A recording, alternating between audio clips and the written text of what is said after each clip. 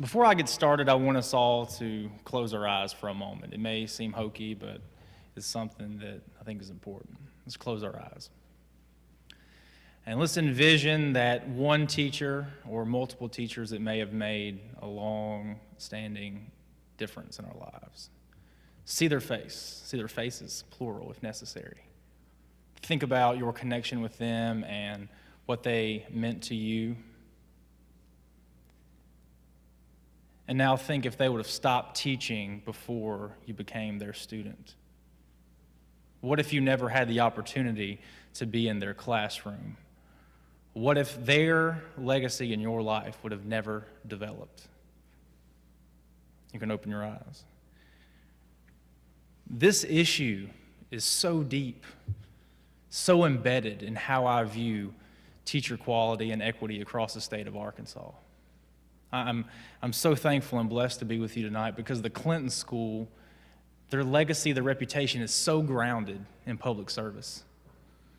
And when I think about that public service, I think about my career, and I think about how it started in public service. I think about the influencers in my life, and I think about that one teacher who took a bright-eyed 15-year-old student and molded him into something he never thought he could be. I think of Billy Pennington. He was my 10th grade world history teacher.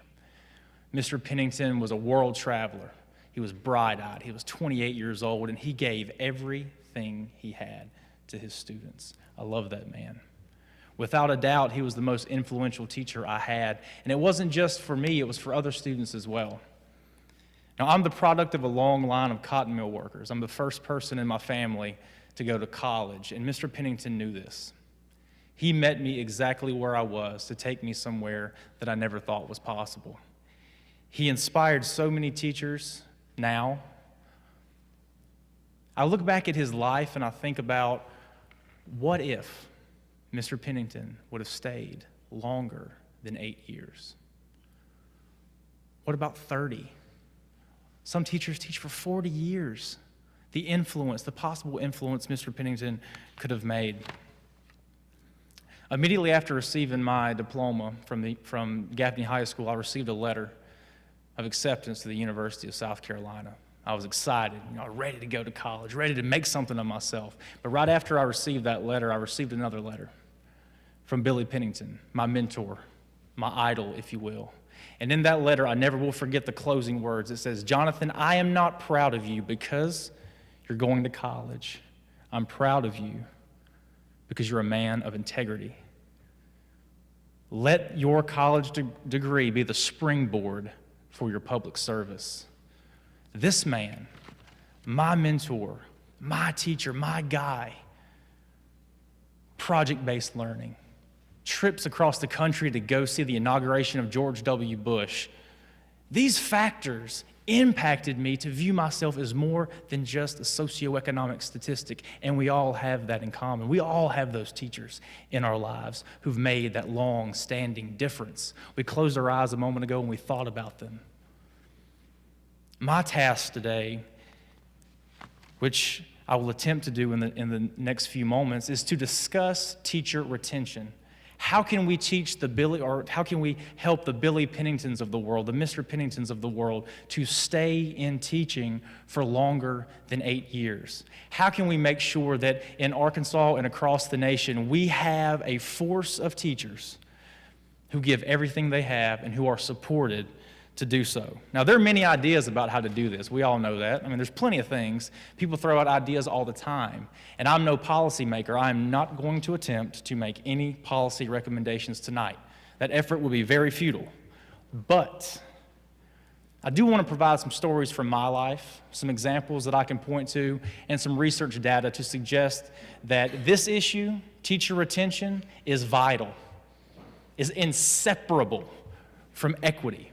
If we want schools to be of high quality across the state of Arkansas, we have to be dogged in our attempts to make sure that we have teachers in every single school who are supported for more than 1 year, more than 2 years, more than 3 years, more than 8 years, for a career. the professionalization of teaching. This idea gets me excited. You can see it on my face. I get excited talking about this stuff. And I hope that in the remaining moments we have together that we will be able to see that as well. So first, let's talk a little bit about some of the data that's out there. The Harvard Journal on Legislation recently found, and I quote, "Teacher quality is the most powerful school-based factor in student learning. It outweighs students' social and economic backgrounds, accounting for differences in student achievement." Additionally, the Journal of Personnel Evaluation in Education says that, quote, teachers exert a significant influence on school outcomes. A series of superior teachers can overcome, I'll repeat that word, overcome the learning deficits between low-income students and their more advantaged peers. Again, likewise, the effects of having ineffective teachers over multiple years can be devastating for overall achievement and graduation trajectories. What does this mean? What does this mean for us? Is this just abstract? Let's think critically about it. We talk about the achievement gap quite a bit. We love talking about it. I even serve on a commission for the achievement gap, and I'm passionate about it. I teach in the Delta. But the achievement gap can also be seen as an access gap. Do all of these schools in the Delta and in Central Arkansas, Northwest Arkansas, all around our beautiful state, do we have access to high-quality teachers in all of these places? The U.S. Department of Education found, and I quote, "It maintains that districts rarely use data on teacher effectiveness to determine students' access to effective teachers throughout a school or a district." So kind of demystifying that a little bit, the idea that we don't look at how a teacher performs in a classroom pretty universally to put them in a classroom with more disadvantaged students who are behind. The idea that we might, just maybe, want our most effective teachers in classrooms with students who are behind, to specialize, to get them up to speed. The Alliance for Excellent Education recently reported that, quote, "Schools serving low-income students are more likely to employ teachers on emergency waivers and those who are not certified in the subjects that they teach." This is an issue that I've looked at quite a bit recently.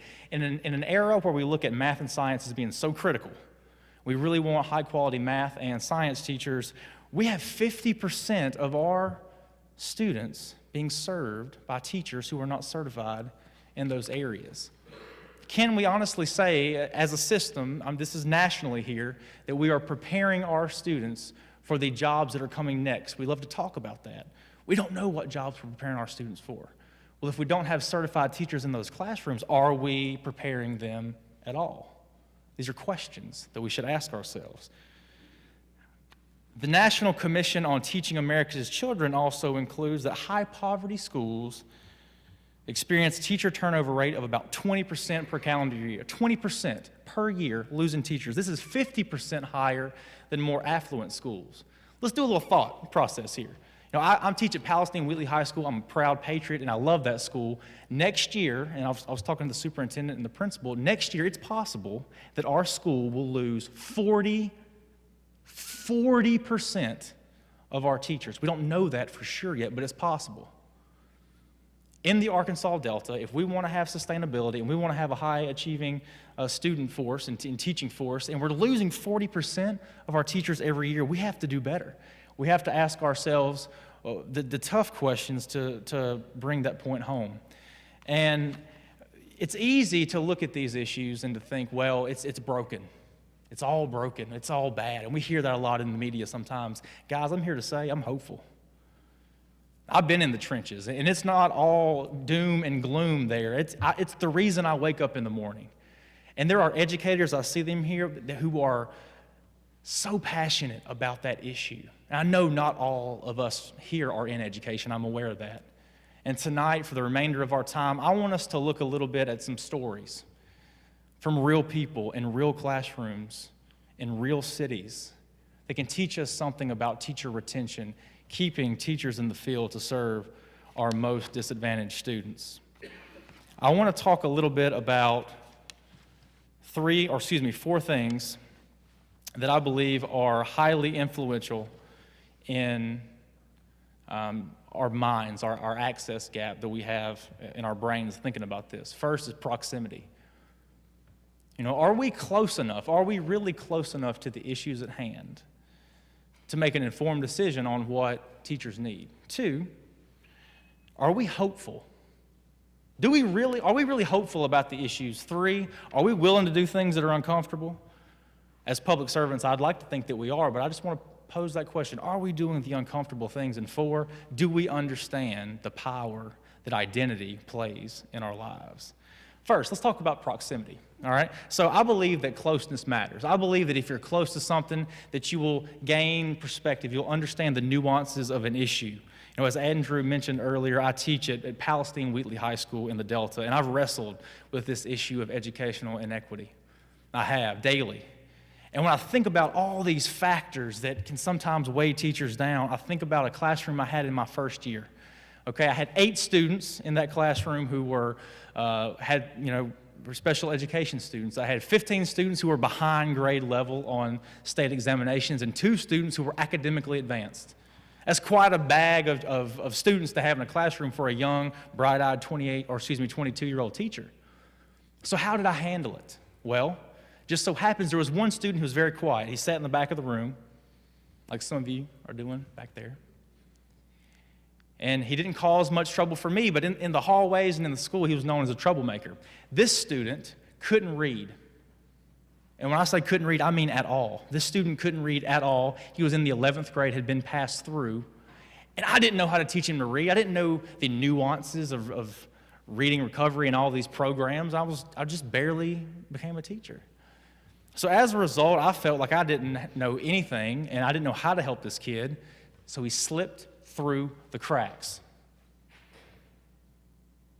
Point blank period. I allowed this guy to slip through the cracks. It haunts me because this kid is serving 20 years in prison right now. 6 months after he left my class, after I passed him along, like every other teacher had done. Guys, I failed him. But there's a greater piece here that I want us to really think about. We failed him. Collectively, we failed him. I learned the hard way with that story that I do not have to have all the perfect information in my brain and all the resources at my disposal to be proximate, to be close. That's why I love the Clinton School. The community feel here, everybody close to each other, close to the issues. Guys, that's what we need.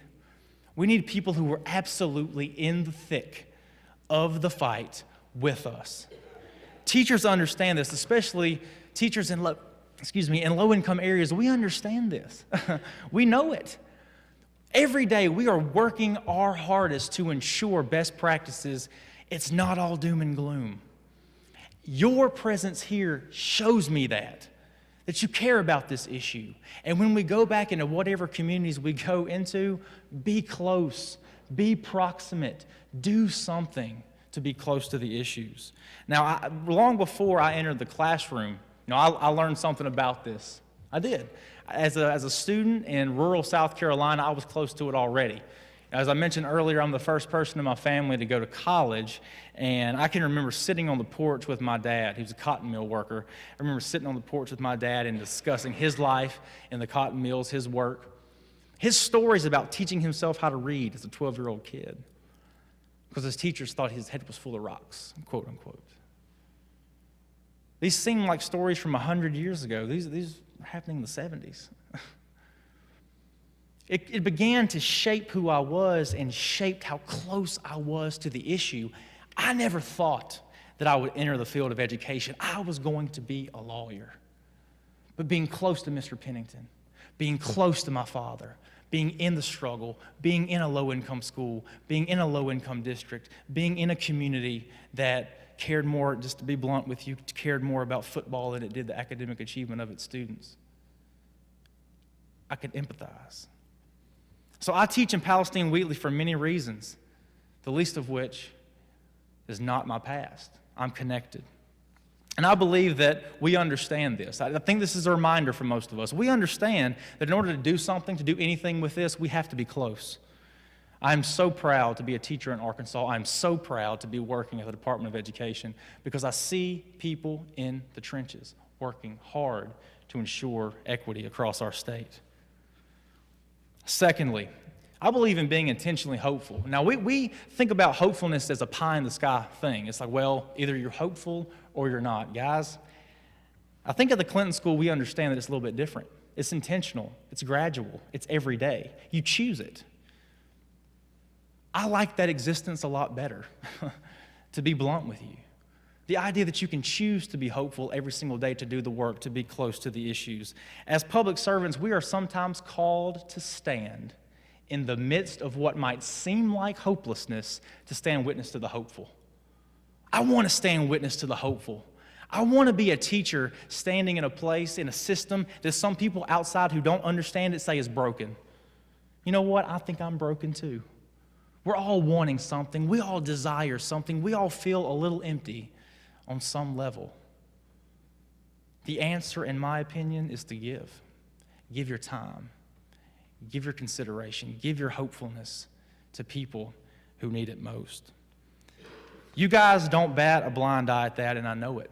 And because of that, I want to share a little bit of my life. I want to share a little bit from Palestine Wheatley about hopefulness. Now, this story is close to my heart. It's a funny student, but it's also pretty hard to stomach for some of you, so I apologize. There's a student of mine. He was absolutely what some teachers consider to be the biggest troublemaker we had.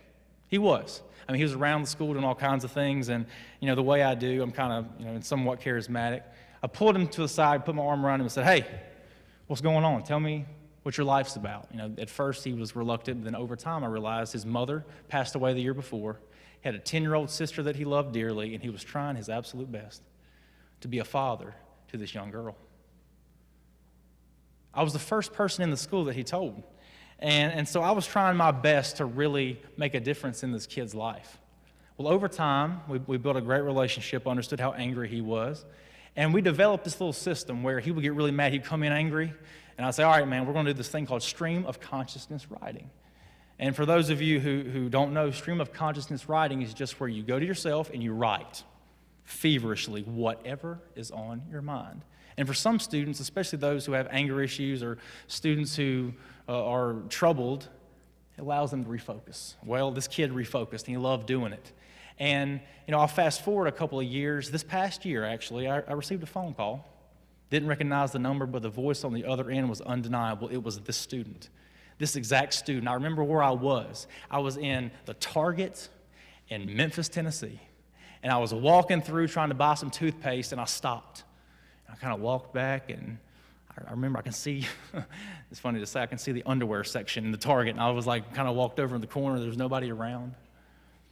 And we were talking, kind of man to man. He's Mr. Crossley, I just want to tell you that I apologize for all the crazy things. And I stopped him right there. I said, "You know what, I don't want to hear it. I'm just happy to hear your voice. How are you doing? Are you okay?" He said, "Mr. Crossley, I want to tell you a story." And his tone shifted.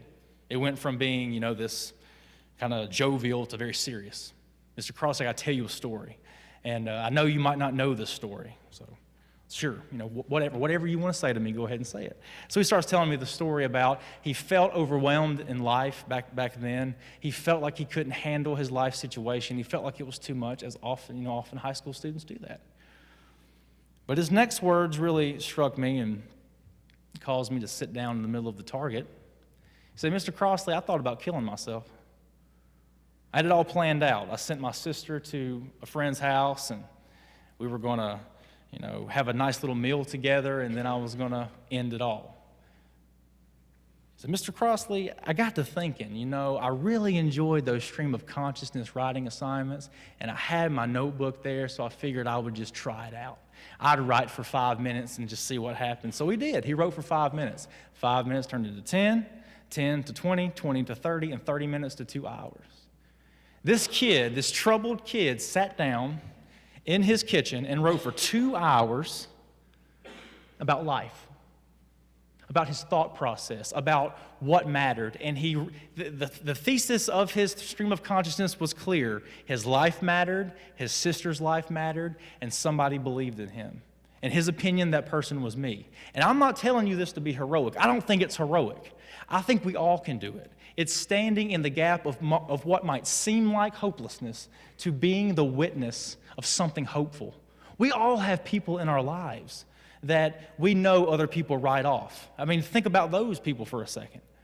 Teachers in low-income and underperforming schools understand this. They understand that there are students that need help the most. That's what keeps us here. I see teachers, friendly faces, all around the room. That's what keeps us in the field. It's not the ed policy. It's not the shiny new suit on the first day, even though 2013 Teacher of the Year loves to dress nicely. It's the fact that we want to influence those students' lives. Well, I'm happy to report that this student is doing well. He's actually doing very well. He obviously did not kill himself. He's in community college now, and he has a serious job. He's working full-time. He's trying to make something of himself. And his words to me, he kind of concluded the conversation like this: Mr. Crossley, I knew somebody believed in me, and it was time for me to believe in myself. He put his life in my hands. He admitted that. Because his thinking wasn't right. It wasn't straight. It was confused. Guys, we all have confused thinking. Our students have confused thinking. How close are we to that confused thinking, proximate to those students, proximate to the community to make a difference? Thirdly, I want to talk about doing the uncomfortable thing. You know, we love the idea, especially in America, of being comfortable. We love the idea of having a nice house with a roof over our heads, reliable transportation, good job. We love that. I mean, there's nothing wrong with that. I love those things too. But we don't oftentimes think about doing the hard thing intentionally. And again, teachers in low-income areas and teachers in low-performing schools understand this. If we're going to make any difference whatsoever, we have to do the hard and difficult thing, be uncomfortable. And I would also posit that you know that as well. Your presence here indicates that. If we don't do the uncomfortable thing, the status quo will persist every day. No growth, not breaking outside of the norm. I want to see a day where all of us can collectively be together in a community and we are close to the issues. We are mentoring students, and I think it's possible. In this vein, I want to highlight a student story. I want to highlight a student of mine that actually didn't teach. This kid came into my classroom early one Wednesday morning, about 7 o'clock, 7:15 in the morning. He was sitting in the dark, very creepy, very creepy, very creepy. If you've ever seen a student sitting in the dark in the corner with his hands on his lap, smiling at you when you walk, it's unsettling. So he stood up as soon as I came in. I said, "Hey, how are you doing? Are you okay? You're okay?" "Yes. Got to talk to you about something." "Okay, what is it?" "Mr. Crossley, I heard that you believed all students can learn. Is that true?" Yes, it is true. Can I do something for you?" He's like, "I got a problem. Mr. Crossley, I got a problem." "All right, what is it, son? What's the matter?" "Mr. Crossley, I can't read." "Oh, you can't read well?" Or, "No, I can't read." "Okay, let's talk about it. Why do you want to be able to read?" "Well, Mr. Crossley, I want to pass my driver's exam." "Okay, Mr. Crossley, I want to be a game warden, and if I can't pass a test, I can't be a game warden." "Okay." And then, again, there's always a tone shift with these kids. He looked at me, and he goes, "Mr. Crossley, I'm going to ask you a question," and he kind of sat down. So I sat down too, whatever he needed. So I sat down and kind of leaned over and looked at him eye to eye. He goes, "Mr. Crossley, if I had the choice between $1 million and learning how to read, do you know which one I'd pick?" And the silence was deafening. "I would learn how to read. I don't want to be a bum like my dad. I want to make something of my life." Out of the mouth of babes. This kid was in the 10th grade in Palestine Wheatley, Arkansas. Some of you could not locate that on a map if you tried right now. And I get it, it's small. But that student's life matters. The teachers in that school matter. Keeping high-quality teachers in that school matter. So when I'm thinking about this student, my mind races, and I think about how did we get here? How did he get here?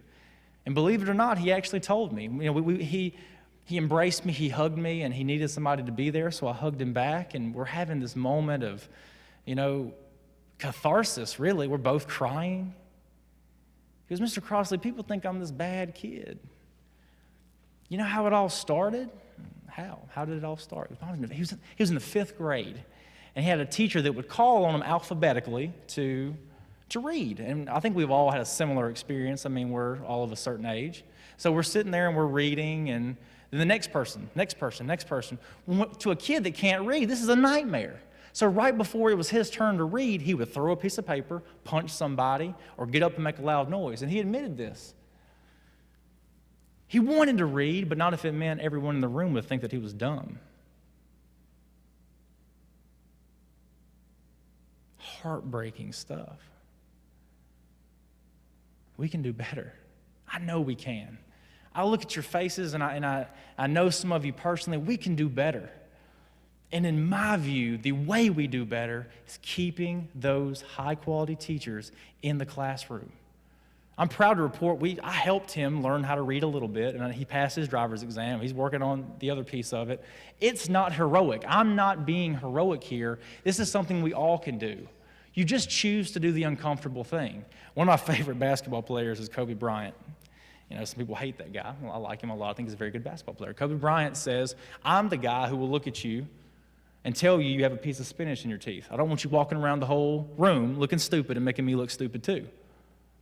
Are we willing to have that 2 seconds of discomfort? 2 seconds. You have spinach in your teeth, maybe 3 seconds. Are we willing to look at a kid and say, yes, I will help you learn how to read. Yes, I will commit to having a courageous conversation with a colleague. Yes, I will commit to making sure you get better as an educator so all of our students can be better served. I believe we can do it. I believe we're on the right track. I believe that the Mr. Penningtons of the world want to stay. That 8 years could have been 10 years, could have been 30 years. He could have impacted hundreds of lives the way he impacted mine. I know it's possible. Lastly, I want to talk about identity. I really believe that identity is inextricably bound to who we are. And I didn't just learn this as a teacher, I also learned it as a student. As I mentioned earlier, I grew up in a town that was known for their cotton mills, and there's a dying industry now, but my father worked there, and my grandfather, for all of his many flaws, Lord, God bless us, for all of his many flaws, he was a great storyteller. He's a fantastic storyteller. He would tell great tales. And one that in particular hit me, it was about my life, oddly enough. He said, Jonathan, I can remember it like it was yesterday. I can remember it. Your mom was there, she was 8 months pregnant, and I wanted to put my hands on her belly and just meditate. Okay? She wouldn't let me. She thought it was weird. I said, okay, well, what did you do? She said, I did it anyway. So my mom, horrified, she'll tell you she was horrified. He put his hands on my mother's belly and just kind of thought for a second. 30 seconds, a minute, something like that. And he said he felt something that was unsettling. Now, remember, this is an old man telling me the story in a rocking chair, but it affected me. I was a 6-year-old kid, and it's an old man. He would tell the story every time we would get together, so I probably heard the story 20, 30 times about how he put his hands on my mother's belly and thought this weird thing. Well, he woke up in the middle of the night that night, and he said it was unnerving. He said the voice of God told him that I would be a man of conviction and purpose and make a difference in people's lives. And it just kind of stopped. What does that mean? Thanksgiving, Christmas, Easter, summer break, picnic, fireworks at the 4th of July. You will be a man of purpose and conviction and make a difference in people's lives. Every time we would get together, that has no choice but to make a difference on how I view myself, my identity. It's shaped who I am as a person. Now, I don't know about the validity of the story. He may have lied through his teeth. He did like the spirits. He may have lied. I don't know. But what I do know is that it affected my life. It affected how I viewed myself. It affected me so much. I can remember sitting in my car as a junior in college. Teach for America teacher on one hand. I see some Teach for America folks here. Teach for America teacher in one hand, going to law school in the other. And there's nothing wrong with law school, but that conviction and that purpose that my old grandfather was talking about just overwhelmed me. It came over me, and I knew what I had to do. I had to enter the classroom. I had to do it. We're lying to ourselves if we don't understand the power of identity. So with that in mind, I want us to ask ourselves a question. What's our collective identity? What is it that we ascribe to as people, as groups? Do we really think that we are close enough to the issues? Do we know people who struggle to pay their light bill? Do we struggle to pay our light bill? Do we, if we're not teachers, do we reach out to mentor students? If we're teachers, do we go the extra mile to make sure that student is served? I think that this can revolutionize our work. If we combine our identity, the power of identity, with being close to the issues, with doing things that are hopeful, teacher retention has no choice but to increase. Think about a climate, if you will, and this can be any context. Think about a climate where your work environment is so good you don't want to leave. For teachers, this means administrative support. This means you possibly have a situation where you can collaborate with peers. You can see peers teach. These are things that the Department of Education and people across the state of Arkansas are talking about, how to improve the climate. The old adage goes, culture eats strategy every single time. Are we building a culture of achievement in our schools? Are we trying to revolutionize our work? As I mentioned earlier, I'm not here to make policy recommendations. I'm really not. I'm just here, one teacher, representing many teachers, to let you know that we're out there, that we're hopeful, that we're close, that our identity is one of achievement, and that we continually do the uncomfortable thing for your kid, for your kid, for your kid. And I believe that if we really understood this, if we just had more access to people who were hopeful, who were doing the work, we would change our minds on things. We would put equity at the center. We would make sure that every school in the state of Arkansas had access to high-quality teachers, and that they stayed there. So some of you might be thinking, what about Mr. Pennington? This guy, did he die? Maybe he died. I don't know. No, Mr. Pennington's still alive and well. I talk to him every year. When I go home, I'll oftentimes read that old letter that he wrote to me back when I was in high school. But because of a lack of support from administration and overall voice, he quit. He quit the profession. He said, to heck with it, and became a museum curator. Let's think about this conservatively for a moment. In his 8 years of teaching, let's say he impacted one life per year the way he impacted mine. I've carried his philosophy and his legacy to my classroom, and I've taught hundreds of students in my young career. And I hope to stay in the field and do that throughout my career. What if he taught for 30 years? Think about the number of students he would have impacted. Think about the number of indirect students he could have impacted. Think about this man's legacy as a teacher if he would have stayed in the field for 30 or 40 years. We talk a lot about the professionalization of teaching, and again, I'm not here to make policy recommendations, but if we understood that, if we understood that one teacher can impact the lives of literally thousands of people, the way we think about the profession and the way we think about sustainability and the way we think about support would change. The whole hierarchy would change. You know, in the corporate world, there's some ideas floating around now called career or corporate lattice structures. The hierarchy is not there, it's clear, it's more you do what you're passionate about, you really get infused in that, and we know where the bosses are, but we are working collaboratively to make the best results for people happen. Why aren't we doing that in schools across our nation? Letting people run with their passions. Letting people understand they can influence student achievement in a very real way. My question, number one, is why did Mr. Pennington leave? And I found that answer. But the second question I haven't found the answer to. It's what are the ramifications if teachers like that decide to leave year after year? What if our best teachers, the ones that you think about when you close your eyes for a moment, what if they never taught you? What if that one thing that they did, that one trip you went on, that one principle you understood, that many nights they spent emailing you or whatever it may be, what if they never did that? I don't want to think about that world. I want us to make a difference every single day, and we are, but we need help. We need to make sure our communities around the state are with us. And in closing, I really am extremely blessed. I'm grateful to be here with you tonight because I understand that public service is inseparable from teaching. Teaching and public service, they run hand in hand. And I believe that we all want to improve education across the state. I do. You wouldn't be here if you didn't. I'm not trying to use the bully pulpit to say anything negative. But what I do want, and what I do think we all want, is real impact. Real impact, close impact. Now, I want to sit on the steps with my son the way my father did with me. And I want to, sit back and maybe have a Coke and talk about how Arkansas, educator and non-educator alike, came together to make sure that students all across this great state, the natural state, had access to high-quality teachers.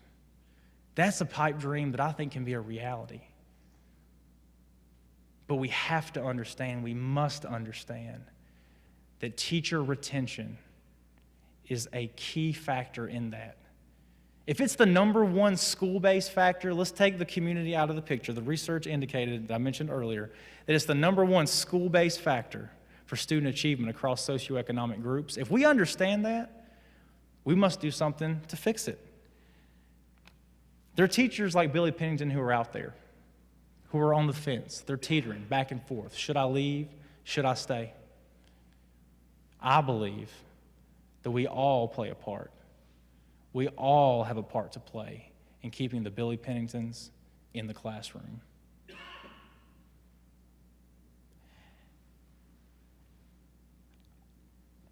Lastly, I'm the product of this. This is real to me. This is not just theory. I had great parents who loved me, but I didn't see a college degree hanging on the wall. The Billy Penningtons of the world, I can think of others, the Dr. Moores of the world, who hugged me and cried with me and made sure that my life was better. They make me think about my students, and now Arkansas, my state. If we all want equity to be realized, we have to be close to the issues. We have to do things that are uncomfortable. We have to stay hopeful.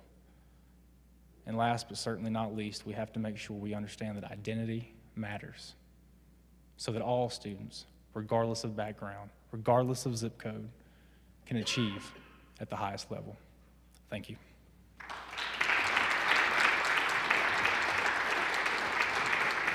Thanks, John. We've got time for some questions. If you have a question, raise your hand, and we'll get it to Dr. Ernst back there. Jonathan, thank you for being here tonight. This year I lost a mentor named John Goodlad, who, after completing one of the largest studies of American schooling, in his last sentence of his book, A Place Called School, said, "There's something contradictory about being a pessimist and an educator." And this is after a look into thousands and thousands of classrooms. And you don't have to go into more than 2 or 3 to recognize this is really tough work. So the first thing I want to say is thank you for your service and for your agency and for your voice. But I want to also be a little bit tough for a moment and admonish you on something. And that is, stop apologizing for wanting to make policy. Stop apologizing for making recommendations that come from the heart of the classroom and from a professional who cares deeply about what matters most in this democracy. You ask a question, what collective identity should we have? We should have the moral identity that you identified in each of those 4 points, and we organize it around democracy. which helps this, then, all of our citizens help to discern the moral difference between Robert E. Lee and Martin Luther King. And that's what you're about, and I say thank you, but please stop apologizing for making policy, particularly when you're at the seat of it and you have this voice. So please don't stop making these recommendations, which have at their heart policy that can make a difference. Thank you. Well, thank you for your comments, and to be clear, I love thinking about the policy, and if you know me at all, you would understand I love thinking about the big picture. But I just want to be careful that in this setting that I respect so much, that I don't have any of you leaving thinking that I have all the answers. If there's anything that I've learned in my time as the Teacher of the Year, it's that my voice does matter, and I want to make sure that I use that voice to the best of my ability. Thank you for your comments. I appreciate that. Question.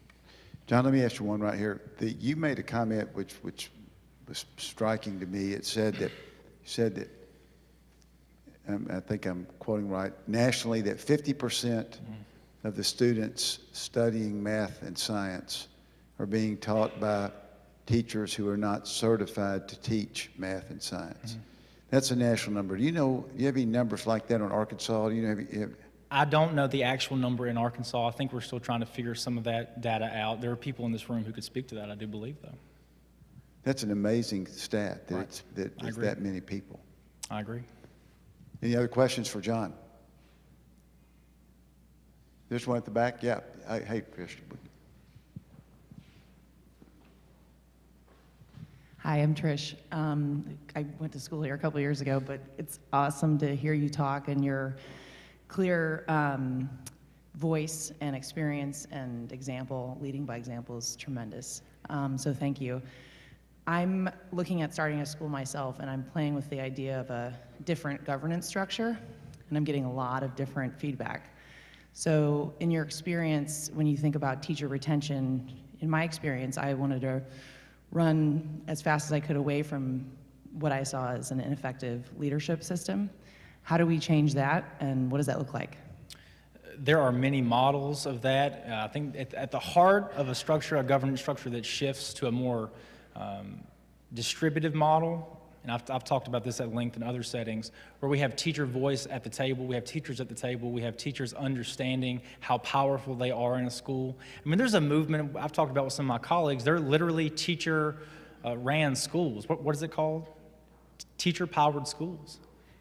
Now, I'm not saying we should go to that model necessarily, but I do think that there are models out there where teachers' voices is valued and they have opportunities to carry out passions that they so deeply believe in. If we don't do that and have time for collaboration with teachers, if we don't have work environments where teachers want to work with other teachers and also with students, they're not going to stay, no matter how charismatic the top leadership may be. Okay, now if Palestine Wheatley is losing 40% of its faculty, where in the world is Palestine Wheatley going to find new teachers? It's a mixed bag. I think in the past, we've looked at staffing that a little bit with Teach for America. We've done some of that. Non-traditional programs, and I think we've also called universities to see what is available. And there's a lot of, Palestine Wheatley is not an anomaly. They're not by themselves. No, There's lots no. of schools that are in that boat, and they're just scrapping and reaching and hoping and praying they can find teachers to fill these spots. And it's a tough task to have somebody from a school, let's say, for example, let's just use a quick example. They graduate from the University of Arkansas, Fayetteville, and we call them from Palestine Wheatley. That's 3.5, 4 hours away. If they have the most teacher candidates coming out right now, it's a tough sell, and we need to do a better job of that as a school district, I would say. I love my school district, but we can't lose those many teachers year after year. Okay, let me ask you a tough one, and then we'll quit, so I know people. You came to Arkansas through Teach for America. Sure. And we have a lot of students at the Clinton School who have been part of Teach for America, and we have students who come after they leave the Clinton School, take positions with Teach for America. Mm-hmm. But it's come under criticism. It's come under criticism for its turnover and the fact that are these 22, 23-year-old teachers teaching math and science when they're not qualified to teach math? Tell me, after coming here as Teach for America, teaching, being a part of it, analyze it for me. That is a big question. I've thought about this a lot because I've thought about my involvement in it. I use Teach for America, just full disclosure, I use Teach for America as a way to get in the classroom. I knew that's where I wanted to be. There are teachers that do it for lots of different reasons. Arnie Duncan, Secretary Duncan came out, I think 2 or 3 years ago and said, Teach for America is really a leadership pipeline. We should think about it with that lens. We're looking at Teach for America people coming in, they're smart people coming in to do great work in hard places, but they need to rise to the top. Well, I think that's counter to what Teach for America actually thinks. There's a public misconception, I think, there too. I know a lot of great Teach for America people, and again, I see some in this room. Some of my greatest friends came through that program. We're trying, but the retention piece is staggering. When you have a model built in where 2 years and you have the option to kind of leave, I get it. You're going to get a lot of criticism that way, and it runs counter to what I'm talking about, but I stayed. Plenty of other teachers stayed. I think it's a bigger issue than just a Teach for America program. It's system-wide, but it's individual. It's also school-wide. What are those schools doing to empower those teachers to be a part of the communities going forward? It's mutual. Anybody else, any questions? Yes. We've got a microphone coming at you. Hi, Mandy. I actually have a question that's pretty related to that and also related to your fourth point of identity for our teachers. I'm wondering, when thinking about not as much retention, but as recruitment of teachers, what you think about the considerations made for deploying for diversity for our teachers, making sure they're coming from different economic and racial backgrounds for our students? I think it's key. You have to think about that. I mean, we want to make sure that, and I don't want to get too contentious here, but when we have students in classrooms who don't see teachers that look like them or have similar backgrounds as theirs, it does impact the mentorship and the relationship to some degree. Now, I have plenty of students that I mentor that are African American students. I was in an African American fraternity when I was in college. People don't know that looking at me. People have varied experiences. We have to make sure that we're valuing our experiences and how those experiences add to our identity as well. So not beyond skin color and those things. Okay, final question. Other than teacher retention, which I know is a big deal, and you've raised it. If you were the director of the State Department of Education, or even more powerful, back to Don Art's question, if you were governor of Arkansas and could do one thing for education in this state, what would you do? Can I give the Sunday school answer and just say Jesus? I mean, No. I don't. No, you got to give an answer. I want to be thoughtful on this question because I appreciate you asking it. It's a big question. I think it's two-pronged, and I'm gonna touch on this briefly. So please bear with me. We have to look at teacher recruitment as well as teacher retention. There are models out there, and I'll give you a model for example. I'm not saying we should do this by any means. I want to be very clear. I'm not saying we should do this, but there are models out there. For example, Finland, very different political structure, very different. 5.5 million people, we have about, 3.1 million, something like that. I'm not saying it would work, just to be clear. But they make sure you can't get into the teaching profession. You can't get in if you're not in the top 1/3 of your class. They have universal standards for each university, teaching university, to make sure they have at least 1 year of teacher residency, that they are mentored and supported at the local level, and that relationship continues, going forward. And the political differences are there. I'm not saying that we could do it in totality, but bits and pieces I think we could. So that's the recruitment piece. But the retention piece, a lot of the stuff that I mentioned earlier, keeping them there, having administrators support you, having time for teachers to get in other teachers' classrooms and talk about the issues, PLCs and those sorts of things. But we can't misunderstand. There might very well, and I'm very passionate about this, you're about to get me on my soapbox, there's one thing that we don't really think about that could really change right now in a lot of our schools. Scheduling. Time matters. Time is a valuable resource. If we, on a local level, and I see Dr. Rainey back there. Dr. Rainey, you're the man, just so you know. He's been innovative for a long time. thinking about ways to shift the school day to have it be most impactful for students. So I'm not saying I'd make the policy change as the governor or the No, commissioner you of could do that. education. Governor, you could do that. But I don't know that that would be most effective, because you still have to have that local control in your district, because if you don't, it feels like a top-down approach. So legislating from the top down isn't going to always get it done. You've got to have autonomy as well. And I think if there's one thing I've learned being the Teacher of the Year this year, I've always thought that I was relatively thoughtful and I care. I'm very passionate about it. But it's take a step back, look at it from everybody's standpoint, and realize that everybody's identity that they're bringing to the table matters. That idea of collective identity matters.